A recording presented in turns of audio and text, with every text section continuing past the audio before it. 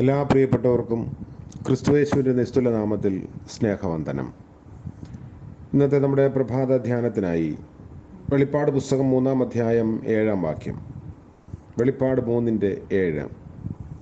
ഫിലദൽഫിയയിലെ സഭയുടെ ദൂതൻ എഴുതുക: വിശുദ്ധനും സത്യവാനും ദാവീദിൻ്റെ താക്കോലുള്ളവനുമായി ആരും അടയ്ക്കാതെ വണ്ണം തുറക്കുകയും ആരും തുറക്കാതെ വണ്ണം അടയ്ക്കുകയും ചെയ്യുന്നവൻ അരുളി ചെയ്യുന്നത്: ഞാൻ നിന്റെ പ്രവൃത്തി അറിയുന്നു. കർത്താവിൻ്റെ പരിശുദ്ധ നാമം വാഴ്ത്തപ്പെടുമാറാകട്ടെ. തുറക്കുന്ന ദൈവം, ആരും അടയ്ക്കാതെ വണ്ണം തുറക്കുകയും ആരും തുറക്കാതെ വണ്ണം അടയ്ക്കുകയും ചെയ്യുന്ന വിശുദ്ധനും സത്യവാനും ദാവീദിൻ്റെ താക്കോലുള്ളവനും എന്ന് നമ്മുടെ കർത്താവിനെ ഇവിടെ വിശേഷിപ്പിക്കുകയാണ്. യെശയ്യാപ്രവാചകന്റെ പുസ്തകം 22-ാം അധ്യായത്തിൽ അതിൻ്റെ 22-ാം വാക്യത്തിൽ അവൻ തുറന്നാൽ ആരും അടയ്ക്കയില്ല, അവൻ അടച്ചാൽ ആരും തുറക്കുകയില്ല എന്ന് രേഖപ്പെടുത്തിയിരിക്കുന്നു. സകല നിഗൂഢതകളുടെയും താക്കോൽ അവിടുത്തെ കയ്യിലാണ്. അവിടുത്തേക്ക് വെളിപ്പെടാത്ത ഒരു മർമ്മവുമില്ല. എല്ലാ രഹസ്യങ്ങളും ദൈവത്തിനറിയാം. സകലത്തിനും മുഖാന്തരവും ആധാരവും ആയവനും ദൈവമാണല്ലോ. അപ്പോൾ ദൈവിക പദ്ധതി ഓരോ ജീവിതത്തിലും വെളിപ്പെടണമെന്നുള്ളതാണ് തിരുഹിതം. പക്ഷേ പലപ്പോഴും പലതരത്തിലുള്ള മാനുഷികവും സാത്താനികവുമായ തടസ്സങ്ങൾ കണ്ടുവരാറുണ്ട്. വാതിലുകളെ എന്നേക്കുമായി അടയ്ക്കാൻ സാത്താൻ ഒരുമ്പിടാറുണ്ട്. എങ്കിലും അന്തിമമായ ശക്തിയും അധികാരവും മഹത്വപൂർണനായ കർത്താവിന് മാത്രമാണുള്ളത്. യോസഫിനെ ഉയർത്താൻ ദൈവം അവൻ്റെ ചെറുപ്രായത്തിലെ പദ്ധതി ഒരുക്കിയിരുന്നു. അതുപോലെ ദാവീദിനെയും രാജാവാക്കാൻ ദൈവത്തിന് പദ്ധതി ഉണ്ടായിരുന്നു. ഇവ രണ്ടും നടക്കാനിടയില്ലാത്ത വിധത്തിൽ സാഹചര്യങ്ങൾ രണ്ട് ജീവിതങ്ങളിലും പ്രവർത്തിച്ചു. വലിയ ഇടുക്കത്തിലാണ് രണ്ടുപേരും മുൻപോട്ട് പോയത്. എങ്കിലും ഒരു നാളിൽ സർവശക്തൻ വാതിലുകളെ തുറന്നു. പിന്നെ ഒരു ശക്തിക്കും തടസ്സം ചെയ്യാൻ സാധിച്ചില്ല. തൻ്റെ ജനത്തിന് വേണ്ടി താൻ സാഹചര്യങ്ങളെ ക്രമീകരിക്കുമ്പോൾ ഒരു കാര്യം ശ്രദ്ധിക്കുന്നതായി നമ്മൾ കാണുന്നു. ഈ അത്ഭുതം താൻ ചെയ്യുന്നത് തൻ്റെ അഭിഷിക്തർക്കു വേണ്ടി മാത്രമാണ്. തൻ്റെ ഉദ്ദേശം നിറവേറ്റാനായി വേർതിരിക്കപ്പെട്ട ജീവിതങ്ങളെ വലം കൈക്ക് പിടിച്ച് മുൻപോട്ട് കൊണ്ടുപോകുന്നതായി നമ്മൾ കാണുന്നു. വാതിലുകൾ അടയാതിരിക്കേണ്ടതിനും കതകുകൾ തുറന്നിരിക്കേണ്ടതിനും ദൈവം കൈപിടിച്ച് മുൻപോട്ട് നടത്തുന്നു. അപ്പോൾ സകല വാതിലുകളും തുറക്കപ്പെടും. തുറന്ന വാതിലുകളൊന്നും പിന്നീട് അടയുകയില്ല. ദുർഘടങ്ങൾ നിരപ്പാകും. താമ്ര കതകുകൾ തുറക്കപ്പെടും. ഇരുമ്പോടാമ്പലുകൾ ഖണ്ഡിക്കപ്പെടും. ദൈവസാന്നിധ്യത്തിൽ കതകുകൾ തുറക്കപ്പെടും, വാതിലുകൾ അടയാതിരിക്കും. എന്നാൽ ദുർഘടങ്ങൾ നിരപ്പാകണമെങ്കിലും മുൻപിലുള്ള പർവ്വതങ്ങൾ സമഭൂമിയാകണമെങ്കിലും ബുൾഡോസർ തന്നെ വേണ്ടിവരും. അതായത് അസാമാന്യമായ ദൈവിക ഇടപെടൽ തന്നെ വേണം. സങ്കീർത്തനം 107:16 നമ്മൾ നോക്കുമ്പോൾ, അരിഷ്ടതയാലും ഇരുമ്പ് ചങ്ങലകളാലും ബന്ധിക്കപ്പെട്ടവർ, ഇങ്ങനെയുള്ള ജീവിതങ്ങളിൽ ദൈവം നേരിട്ട് ഇടപെടുകയാണ്. ബന്ധനങ്ങൾ അഴിഞ്ഞു പോവുകയല്ല, അറുത്ത് കളയുകയാണ്. താമ്രവും ഇരുമ്പും തകർക്കപ്പെടുകയാണ്. ഇതുപോലെ അനവധി ജീവിതങ്ങൾ നമ്മുടെ ചുറ്റുമുണ്ട്.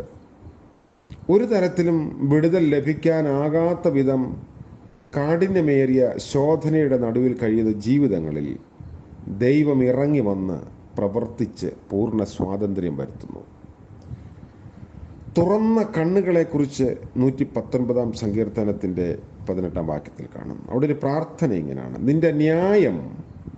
നിന്റെ ന്യായപ്രമാണത്തിലെ അത്ഭുതങ്ങളെ കാണേണ്ടതിന് എൻ്റെ കണ്ണുകളെ തുറക്കണമേ. സങ്കീർത്തനക്കാരൻ്റെ പ്രാർത്ഥനയിൽ നിന്ന് ഒരു കാര്യം വ്യക്തമാണ്: പലപ്പോഴും വെറുതെ വായിച്ചും ഉരുവിട്ടും വിടുന്ന ന്യായപ്രമാണത്തിൽ അത്ഭുതങ്ങളുണ്ട്. അവ കാണണമെങ്കിൽ കണ്ണുകൾ ഉണ്ടായാൽ പോരാ, ദൈവം കണ്ണുകളെ തുറക്കുക തന്നെ വേണം. കണ്ടിട്ടും കാണാതെയും കേട്ടിട്ടും കേൾക്കാതെയും ഇരിക്കുന്ന ഒരു തലമുറയെക്കുറിച്ച് തിരുവചനത്തിലുടനീളം നമ്മൾ കാണുന്നു. എഫേസ്യ ലേഖനം 1:18 അപ്പോസ്തലനായ പൗലോസ് എഴുതിയിരിക്കുന്ന പ്രാർത്ഥന നോക്കുമ്പോൾ ദൈവിക വിളിയാലുള്ള ആശയും വിശുദ്ധന്മാരിൽ അവൻ്റെ അവകാശത്തിൻ്റെ മഹിമാധനം ഇന്നതെന്നും അവൻ്റെ അളവറ്റ ശക്തിയുടെ വലിപ്പം ഇന്നതെന്ന് ഗ്രഹിക്കാനായി ഹൃദയദൃഷ്ടി പ്രകാശിപ്പിക്കണമേ എന്നാണ് ആ പ്രാർത്ഥനയുടെ സാരം. എങ്ങനെയോ ജനിച്ച് എന്തൊക്കെയോ കാട്ടിക്കൂട്ടി ഒരു മൃഗത്തെ പോലെ അവസാനിപ്പിക്കാനുള്ളതല്ല നമ്മുടെ ജീവിതം. അതിലൊരു പ്ലാനും പദ്ധതിയും ലക്ഷ്യവും ഉദ്ദേശവും വിജയവുമുണ്ട്. അതെന്തെന്ന് ഗ്രഹിക്കണമെങ്കിൽ കണ്ണുകൾ തുറക്കപ്പെടണം.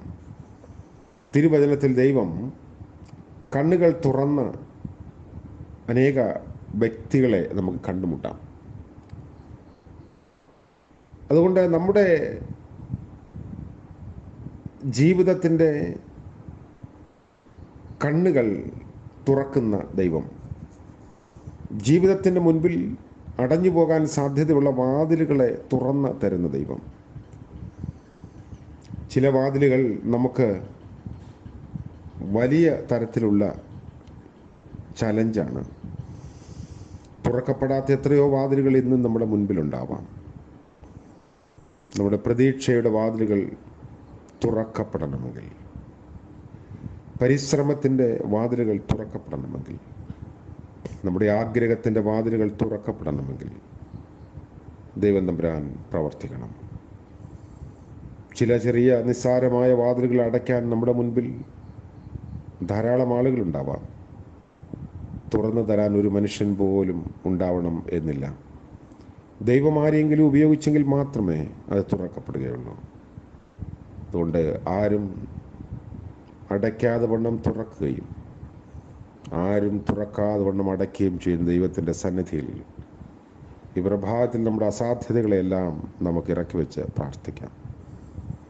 കർത്താവ് നമ്മളെ അനുഗ്രഹിക്കട്ടെ. കാരുണ്യവാനായ വാഴ്ത്തപ്പെട്ട ദൈവമേ, സ്വർഗീയ പിതാവേ, മനോഹരമായ പുതിയ പ്രഭാതത്തിനായി നന്ദി നിറഞ്ഞ ഹൃദയത്തോടെ സ്തോത്രം ചെയ്യുന്നു. രാത്രിയിൽ ഞങ്ങൾക്ക് ലഭിച്ച നിദ്രയ്ക്കായും വിശ്രമത്തിനായും സ്തോത്രം. പുതിയ ദിനത്തിൽ പ്രതീക്ഷയോടെ ജീവിപ്പാൻ ഞങ്ങളെ സഹായിക്കണമേ. അവിടുത്തെ വചനത്തിൻ്റെ അത്ഭുതങ്ങളെ കാണാൻ ഞങ്ങളുടെ കണ്ണുകളെ പ്രകാശിപ്പിക്കണമേ, തുറക്കണമേ. അടഞ്ഞുപോയ ചില വാതിലുകൾ തുറക്കപ്പെടാനായി ഞങ്ങൾ പ്രാർത്ഥിക്കുന്നു. കർത്താവേ, അവിടുത്തെ കരം നീട്ടണമേ. ഫിലദൽഫിയയുടെ സഭയോട് പറഞ്ഞതുപോലെ ഇന്നും അവിടുന്ന് പറഞ്ഞുകൊണ്ടിരിക്കുന്ന ദൈവമാണല്ലോ. ഞങ്ങൾക്ക് വേണ്ടി പ്രവർത്തിക്കുന്ന ദൈവമാകിയാൽ സ്തോത്രം. കരുണയുടെ വാതിലുകൾ തുറന്ന് വഴി നടത്തണമേ. ഇന്ന് ജന്മദിനം ആഘോഷിക്കുന്ന പ്രിയപ്പെട്ടവർക്ക് വേണ്ടി പ്രാർത്ഥിക്കുന്നു. വിവാഹ വാർഷികം ആഘോഷിക്കുന്നവരെ ഓർക്കുന്നു. കർത്താവേ, കരുണയുടെ വാതിലുകൾ തുറക്കപ്പെട്ട അനുഭവത്തിൽ ജീവിപ്പാൻ പുതുവർഷം എല്ലാവരെയും സഹായിക്കണമെന്ന് യേശു മശിഹാ മൂലം പ്രാർത്ഥിക്കുന്നു. കൃപയോടെ കേൾക്കുമാറാകണമേ. ആമേൻ. ത്രിയേക ദൈവത്തിൻ്റെ കൃപയും അനുഗ്രഹവും തുറവിയും നാം എല്ലാവരോടും കൂടെ ഇന്നും എന്നേക്കും ഉണ്ടായിരിക്കുമാറാകട്ടെ. ആമേൻ.